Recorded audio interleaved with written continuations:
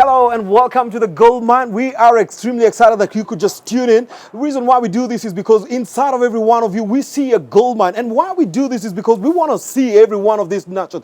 Hey, you know what? The battle to become the greatness that you are is one worth fighting and is one that you cannot quit on. And the reason why we come on set on this one is because we want to remind you, you have got greatness inside of you. We will teach you the principles. We will share the stories that remind you and help you out to just bring out the greatness inside of you. And today we have an amazing show. We're coming to you right from the poolside of the Pit Cafe on Channel Road off Owings Kothek. It's an amazing poolside, man. You want to just come over, have your coffee, have your great time. And so please make a day to come and just join at the Pit Cafe right at the poolside, man. It's a beautiful, beautiful place. My name is Dennis Njau. Follow us on the Goldmine on Facebook and also Dennis Njau on YouTube, and you will definitely get amazing stories. Today's guest is an amazing story of resilience, of passion, and everything in between. She is actually the holder of, let me just get this right. She is a holder of the top business. She's a holder of the Creative Industry Award from the National Chamber of Commerce 2019. None other than Morine Aringo, man. Morine, how are you doing? I'm fine, thank you. Thank you for having me. I'm great to have you, man. It's good to have award-winning guests, man. Tell us a bit about this award that you got with the National Chambers of Commerce. So I've been a member. Okay, my business has been a member of Women in Business. Right. That is a category under the Kenya National Chambers of Commerce and Industry. Correct. For like 2 years or so. Right. So last year in November, I Yep. remember very well. It Yep. was 3rd. 3rd of November. Yeah. Right. I got an email. Dear Hando, African Designs, you've been nominated. And Handled African Design is the name of your business. Yeah, yes. Fantastic. And we'll be talking about that in a bit. All right. Right. So you've been nominated for the Creative Industry Award. Right. For, you know, like for you to solicit for votes and do this and this and this and this is your code. I was like, what? Yep. But you know who nominated you? I've never known. But it must be one of your customers, most likely. Well, I've never known who it's here, but I'm really glad they did. Yep. Because then after that, I was like, wow, so we are actually doing something worth nomination. Right. You know? Right. Then you know, we started the process of looking for votes Yep. and you know, like just getting our fans to you know, like vote for us and Right. make noise about it. Right. And on the 7th, that's when the event took place. 7th of November. Yeah, at All right. Northern Peak. All right. So I went over there. I actually went alone. Yep. So that if we fail, Just to manage the damage that it could be. yeah, and then my competitors were, you know, established fashion designers. Correct. I was like, there's no chance. So you are up against big names. Yeah, yeah. Uh-huh. They're not even. They're not even my competitors per se. The Right. people I look up to. Right. Like my mentors and all. Correct. So I was like, there's no chance in hell. Right. I'm gonna get this. Right. So I went over there alone, you know, just waiting. Then there was the Creative Industry Award. Right. They were like Hando African Designs. Correct. I promise, I floated over there to take the award. I don't remember what happened after that. Yes. Then, you know, it was incredible. And you see, you make an important point because then you stood against giants, people you had looked up to. And yes, go ahead. Sorry, and yeah. even when he stepped into the room, Yeah. they're like Mr. Manu Chandari. I was like, where am I? Yeah. You know? It was so scary. Right. Yeah. But you took it on and you believed in yourself and you stood a chance. And I think today your story is an inspiring story of the fact that then you can stand against whatever the giants and you stand a chance. Yeah. But you've got to believe in yourself You first. have to believe in so, but tell us, so where did all this story of design work stuff begin? From my mom, Uh-huh. rest her soul, she loved African outfits. Right. She loved African outfits. So she would sketch things when Correct. we were very young, me and my sisters. And then she would take it to the tailor so that the tailor can, you know, bring life to it. So we took it from her. It's like, So she's always clear, this is the kind of dress I want. I'm not even asking the tailor to sketch it for me. Yes. She does that for herself. you know, there's this thing about tailors doing whatever they want and not what you want and know what you want. So The instruction, what is delivered and what? I know. Correct. So she's very specific about what she wants. Right. Yeah. So she was extremely very specific about it. And you picked that from her. Yeah. All right. So at what point then did you discover that then it's inside of you? Fast forward to like campus, when I was doing my degree, Correct. which is in science. Yep. And then I was like, you know what? Yeah. Your degree is in science. Yeah, it is. But your interest is in design. I know. Yeah. I mean, we get these stories all the time. I was picked for something that is probably not what I was truly passionate about. Yeah. And I think that's the question of then how I pivot from what was handed to me to what I am passionate about. Is an amazing story that we probably want to just share how then you're able to pivot on this. It's a mixture of chaos. One, sometimes we don't know what we're passionate about. We don't know what our purpose is. Or You're still trying to discover yourself. Yeah, you know. Right. Am I this or this? Correct. And then secondly, African parents. So it's normal to be in that position. I think so, yeah. Okay. We all have to be in that position before you Right. find yourself. Yeah. Then secondly, it's our parents. If you told your parents, I want to be, like say, an artist, Yeah. you know, they won't take it as seriously as if you say, I want to be a scientist. Correct. You know? Correct. So it's a mixture of so many things, but I just wish we could, you know, like, help our youth, you know, discover what they really want to do. Right. Because if I was doing something else, I don't know if I would give it everything Yep. like I am Yep. in my business. Yeah. So a scientist by training, Yes, a designer by passion. yes. At what point then did you then take the road? So did you ever practice science, by the way? I did, yes. You I did. Yeah. To what degree did you manage to do this? I have worked for 4 companies, okay, like 4 subcontractors, but on the same project. Right. After campus, I got this project under USAID on traceability, you know, like food safety and food security and tracing food products from the farm, export food products from the farm all the way to, you know, the export market, like what chemicals went into the food, what, you know, how we grow our food, because, you know, they're very specific about the kind of food they want to eat. Correct. So yeah, I practiced. So you've managed that? I have. So you can actually go to the farm and guide and advise on this? Yes, and we worked on an app. Right. It's called the Horticultural Traceability System. Right. An app that has like 2 faces on a mobile app and on a web portal. Right. Yeah, so I am a scientist inside. But when did you all do all this, man? I mean, you're still not 30 yet. When did you do all this stuff? In the last 4 years. Most likely we'll do an under 30 show, and I guess we're going to talk about people like yourselves who've done a lot just even before we get to this point. So you did all these sciences, but then was there therefore a conflict between what it is that you're doing as vocation and training and what you think you're passionate about? When you're passionate about something, Yep. there's no conflict. Right. I would sketch until midnight and I wouldn't feel tired. But then if it's something else that, you know, is not bringing me the satisfaction that my business is, I would feel tired. So you would do your day job and then after work, you start doing this? Yes. Sometimes I've talked about the power of what you call the power between 5 and 8. Yeah. Because then sometimes your employment, you're engaged until 5 o'clock. And the next time you're going back there is 8 in the morning. Yeah. And there's a window, a long window actually, between 5 p.m. and 8 a.m. And you could do so much, and especially where your passion is concerned. Yeah. So effectively then you utilize that opportunity just to be able to run with this. Yeah. All right. So for how long did you then continue in employment? Because I know you're in entrepreneurship right now. Yeah, Correct. I am, yes. On a full-time basis. Yes. The big question has always been that transition. You know you're passionate about it. And I know there are many people watching you passionate about something, but stuck up in something that then is not exactly their passion, but they've got to do it anyway. Yeah. And one of the things that I want you to walk us through is then how you do the transition between this vocational position and getting out into your passion. Tough. It's tough. You're always scared. You're always worried. Like, am I going to have money to pay my bills? Right. What if the business fails on my face? Correct. So I was lucky to, you know, like get a job after college. Yep. And save a little money to start, you know, the business with. Mm-hmm. But then even after starting the business, I was always looking for projects. Right. You know, right. Like I was always, you know, looking back for employment. Right. Yeah, on an 8 to 5. I still didn't believe like I could just, you know, do business fully. Correct. Yeah. So it's been a long transition. It's a long transition. How long has it taken you? 4 years. About 4 years. The 4 years that I've been in business. Right. Yeah. Correct.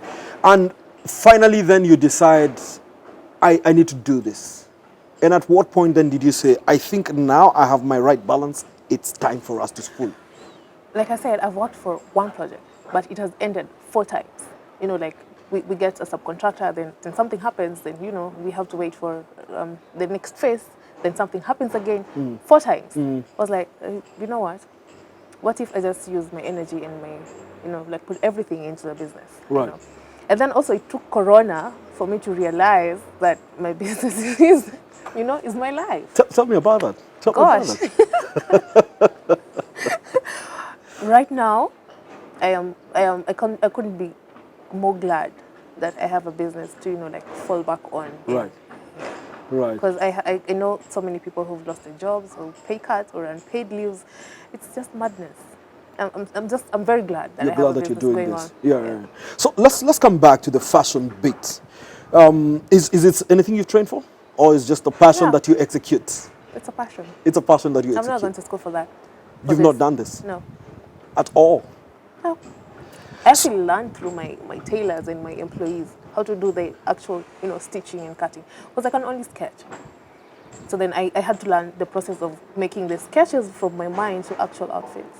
So meaning that then you have a very creative mind as far as then creating this. So fashion, is that the name of your company? Hando, African design. Fashion Handle African Design. Man, I've seen a few celebrities talking about this. Thank you.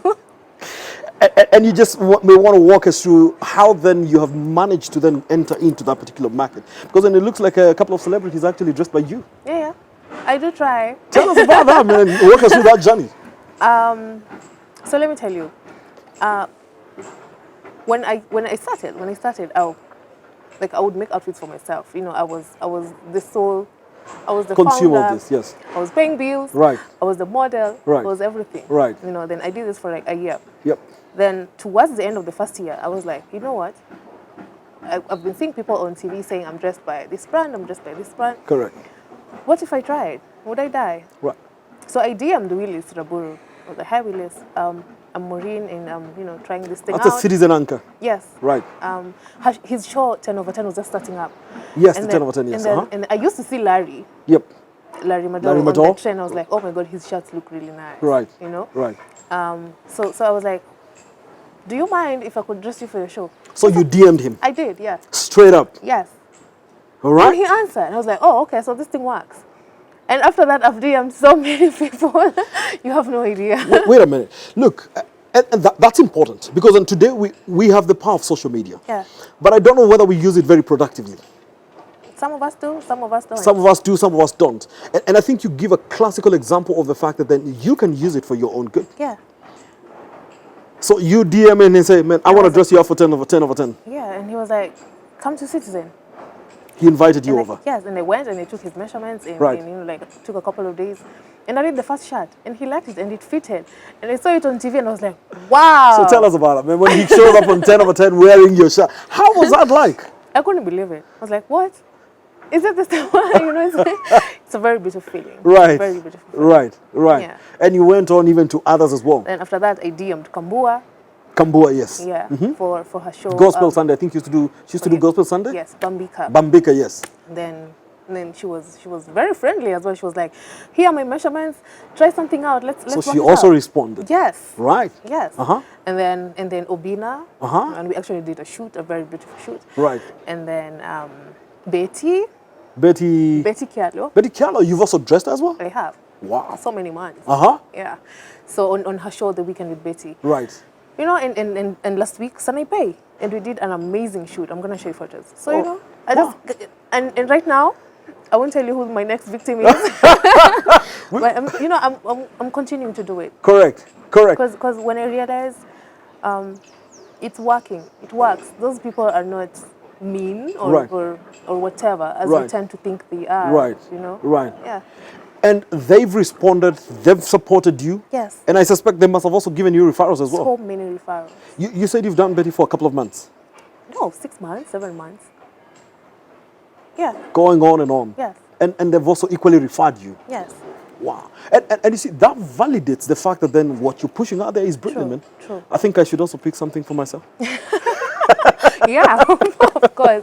Because, the people we look up to, the people who inspire people in the society. Right. So when a young girl who wants to be a news anchor sees Betty on TV, and she's like, I want to be Betty when I grow up. Correct. And then Betty says, my dress is from Hando. Right. And the young girl is like, oh, wow. So, they're being dressed by local designers, you know? Right. So it inspires someone who wants to be an anchor. It inspires someone who wants to start a business. Correct. And I'm sure then every time she has said dressed by Hando, My heart leaps. it just looks like... I'm like, oh, okay. and I'm sure a few guys also get to call you and say, hey, man, you want to do this for me? Yeah. Like, this is beautiful. I want the same dress, or I want something done. Right.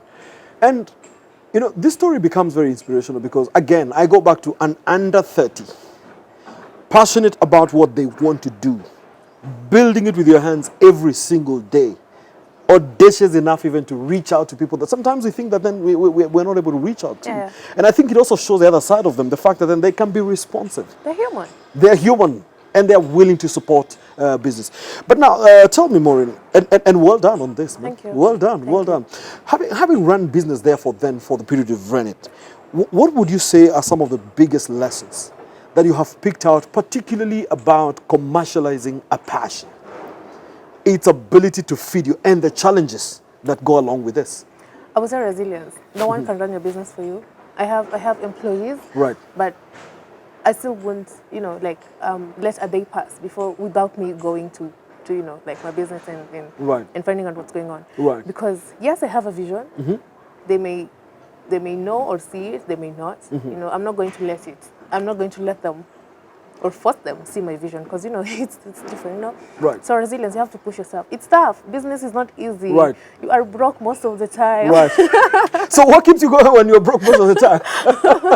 You have to look for the next source of money. Right. Because then you start the month on zero. Right. And you're like, I have bills to pay, and these people have to survive because Correct. they have families. Correct. And they also have a life to live. Right. So you have to push yourself. You've already opened 2 branches, as you said earlier. Yeah. You have a branch in Nairobi. Yes. And I opened a branch just before the COVID. Right. In February in Kisumu. Right. And it was a very tough decision. I was like, am I ready? Am I not? Am I ready? Am I not? Yep. Because then I used to get inquiries from Kisumu. Then Correct. I have to travel back there and come here and do the production here. Right. So one day I woke up and I was like, you know what? We will do it. And Yep. it's doing quite well. Right. Yeah. Right. Fantastic. Thank you. So you bring out the story of resilience, and I think you also bring out the question of the fact that you've got to then own your own dream, Yes. and you've got to labor for it On a daily basis. on a daily basis. Fantastic. Now, I'm sure there are also then many people watching you today, Morine, that are stuck up in a place they are not happy with, but inside of them, they know they have something to offer. Yeah. And making that transition and their passions come on to the fore is a challenge. What would you want to say to them? It's a normal place to be, I would say. So there's nothing I abnormal think- about it? No. It's abnormal when you choose to, get stuck there. Right. Like, I hate my job, I hate my boss, I hate my office. Correct. But then you keep on doing that for 5 years, 10 years until you retire, Right. You're not living your best life. You're not doing your best. So I think all of us have been in that situation or Right. in that position once, But let the fear go. Right. What if? What if? What if you have to succeed? Yeah, What if you don't- just walk well? Don't let your fear hold you back. Right. And then you keep on regretting. What if I start like for example right now I'll be like, what if I started Hando? Maybe it could be something. So do it. If it fails, okay, you would have learned. If it works, it works. Yep. And most of the time it works. And it's an important thing. I think at the end of life, our regret will not be too much the things we did, but it might be the things we knew we could have done, But we didn't. but we didn't. And I think fear also additionally is a bad master. It is. But sometimes it's easier said than done. I know. I know. It's tough. Yeah. But, just push yourself. Right. And Go on, yeah. if there's something that COVID has taught us, Right. it's don't let your fear hold you back. What if? Yeah. Just do it. And a lot of the what if, sometimes we think the answer is only one, I feel. But I guess within the same what if is a possibility. There is so much power in positivity. Right. Yeah. Right. So think of yourself more on the winning side than on the losing side. Correct. Yeah. Your story being a story of passion, I just want to ask you this. Unfortunately, we've got to bring this to an end. Does passion pay? Yes. Can you live on passion? I am living on passion. I am living on passion. It Right. pays. It does. It does. It pays. Right. Yes. You just have to continuously work on it and push it on a daily basis. Right. There is no single minute that I don't think about my business. Right. Right. The future of fashion designs? Where do you see it 5 years from today? Myself? Yep. Let me tell you. Yes. Before the COVID, I was invited to Netherlands to showcase. I almost died. I was like, what? Me? Who? Where? When? So the future is bright. The world is watching. It is. The world noticed you. I'm coming for you. Well, I hope past COVID you'll still manage to go. I will. Yeah? I hope so. So the future looks bright for fashion design. It does. Yeah. Right. It does. And if someone was then to get in touch with you, how would they get in touch with you? I'm very noisy on social media. Very noisy. On both Facebook and Instagram. Yep. Hando African Designs. African with a K. Africa with a K, all right? Yeah, and Morine Aringo as a person. Right, right. Well, I want to commend you. I think one of the things that I'm excited about what you're doing is the fact that then young people taking ownership of their own dreams, just going all the way out. I think very, very inspirational story, man. And we'll be looking out for the next big name that you're having on your line. Thank you, and thank you for such platforms. Right. Yeah. Right. Just putting us out there, and thank you so much. Thank you very much. Thank Appreciate you. it. Unfortunately, man, a lot of good things. Time just does what time does to us, man. It's all the time we had for. But hey, question is this: what did you pick out of this story? Because I want to let you know we don't just do Goldmine for the sake of doing Goldmine. It's not just an inspirational show. The question is this, and tell us what are the 2 lessons that you pick out of the show today that you will actually pick up and apply to make a difference in your own life, because we want to celebrate your story as well, and we are looking forward to hosting you as well as you come and tell us the great things that you're also equally doing. Because for us at the Goldmine, we believe there is gold on the inside of you, and you might as well bring it out. Follow us on Goldmine Show on Facebook, on Twitter. Follow me, Dennis Njau, and you will definitely be seeing a lot of these stories. But I want you to keep knowing that then we are your big #1 cheerleaders. We believe in the greatness of you. You can hold back. The fight of your greatness is one worth fighting for. Until next time, it's been the Goldmine. Thank you. My name is Dennis Njau. See you next time, and God bless you.